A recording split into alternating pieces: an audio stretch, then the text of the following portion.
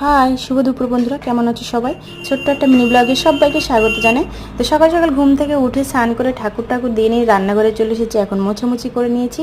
এখন একটু ভাত বসিয়ে দিচ্ছি, সঙ্গে দিয়ে দিচ্ছি একটু আলু সিদ্ধ, আর দিয়ে দিচ্ছি ডাল সিদ্ধ বসাবো। তাই টিফিন বক্সে একটু লবণ, কাঁচা লঙ্কা, জল দিয়ে একটু সিদ্ধ ভাতের মধ্যেই দিয়ে দিলাম। তো এভাবে যখন একা থাকি তখন আমি এভাবেই খেয়ে নিই, আমার বেশি কিছু ভালো লাগে না বানাতে। তারপরে প্যানের মধ্যে দিয়ে দিলাম ভাত।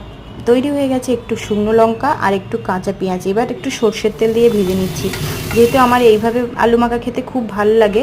শুকনো লঙ্কা দিয়ে মেখে, এটা আমি ছোটো থেকে খেয়ে এসেছি, তো আমার টেস্ট লাগে। আমার বর থাকলে ঘরে আমাকে মোটেও খেতে দিত না, কাঁচা লঙ্কা দিয়েই খেতে হবে, না হলে চুরি করে করে আমি একটু খাই।